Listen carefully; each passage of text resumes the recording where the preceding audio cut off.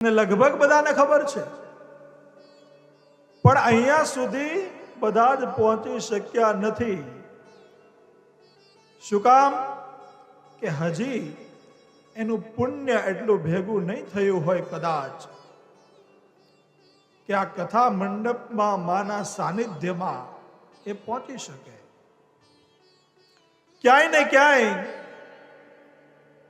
કોઈ એવા કર્મ જીવને આડા આવતા હોય છે,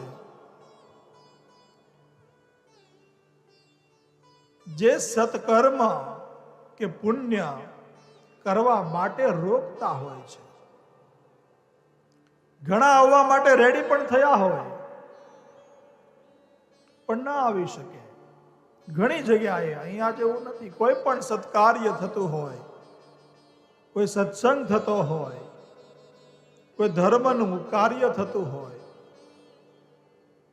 ત્યાં બધા જ પહોંચી શકતા નથી. શું કામ? કે એનો પુણ્યનો ઉદય જ્યારે થાય ત્યારે જ એ આવા દિવ્ય અવસરમાં લાભ લઈ શકે છે.